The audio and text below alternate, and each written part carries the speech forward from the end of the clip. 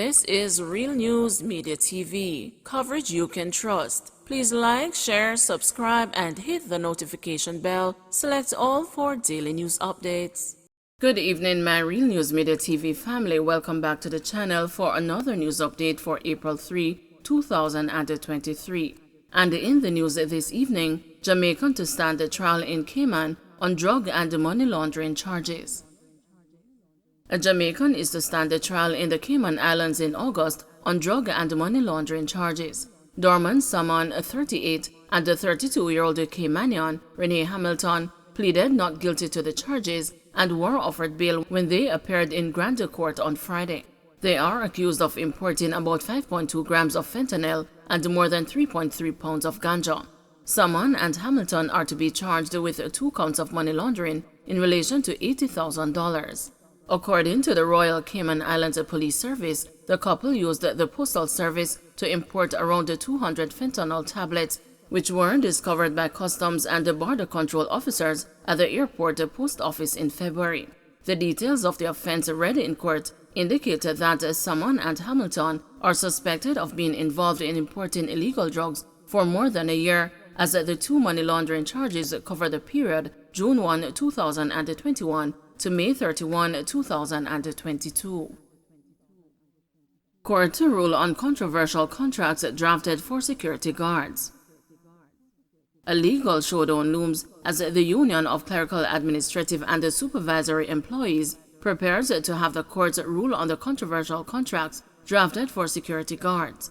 As of April 1, the guards transitioned from contract workers to employees. The guards have complained that they are being pressured into signing contracts that would see them stripped of benefits accumulated over the years. They say their security of tenure would also be negatively affected.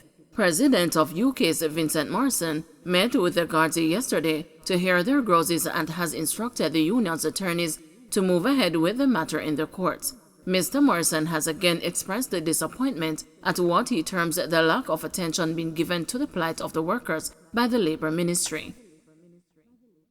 Search launched for suspects involved in abduction and murder of couple in Kingston Town. The Major Investigation Division has launched a search for the suspects involved in the abduction and the murder of a couple in Naseberry Grove in Kingston Town, St. Catherine. The bodies of 38-year-old Georgia Rose Blunt, a water vendor of Bendon District, and a 42-year-old Royal Fuller of the same address were found this morning, a day after they were reported missing. Miss Brown's family filed a report with the police yesterday after the two failed to return home. Both left their home on Saturday to make water deliveries. About 9:45 a.m., the bodies of the two were found with the hands and the feet bound and what appeared to be a single gunshot wound to the head. It's believed that hoodlums abducted the couple and stole 2 cows owned by them. Family members and residents blocked the main road in the community this morning to protest what they described as the failure of the police to quickly respond to the missing person report. Miss Blunt's sister Joy, who went in search of her sister and brother-in-law on Sunday, says the double murder has stunned the relatives. We are very broke now, all of us. Right now I'm the biggest one and I have to standing strong for them because believe you me, we can't take it no more. We never expect this at this time. When I went to the spot on Sunday in search for her, never looked good because we find the truck and we never see her. When we search and never see her, I said, well, that was the end. I said, not looking good. I said, she said, to my mind. You understand? But we did want a closure, finding her, more than not finding her. At least we come to a closure. Edith Dalton James High student shot while heading to school. A male student of Edith Dalton James High School was shot while on his way to the Duhaney Park-based institution this morning. Reports are about 10:30. The student was walking along the main road leading to the school when explosions were heard. The 16-year-old felt a burning sensation to his left ear and to the back of his neck and saw blood on his uniform. The student ran towards the schoolyard and informed the security guard at the entrance of the gate. He was taken to hospital where he was treated for a gunshot wound to the back of his neck. Head of operations for the St. Andrew South Police, Deputy Superintendent Coleridge Minto, says the problem is not with the school, but with the troubled New Haven community in which it is located. He says the police have been monitoring the community and called for residents to share information that may assist their investigation into the shooting of the student. Sometime at about 10:30 this morning, a student was on his way to the school, a 16-year-old. When an explosion was heard, he felt a burning sensation and subsequently recognized that he was hit in the back of his neck. He was able to run to the school where assistance was given, and he was later taken to seek medical attention.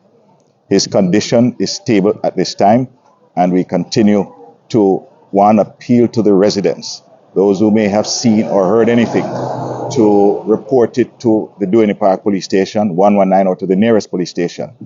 We are happy he's alive and that he is now in a state of recovery. It's a very unfortunate situation where our students that are on their way to school or from school can be meted out with this sort of incident. And so we appeal to our citizens to bring whatever information or share whatever information you have to the police so that the persons responsible for this incident can be brought to justice. Children 12 years and younger to access free care at a university hospital.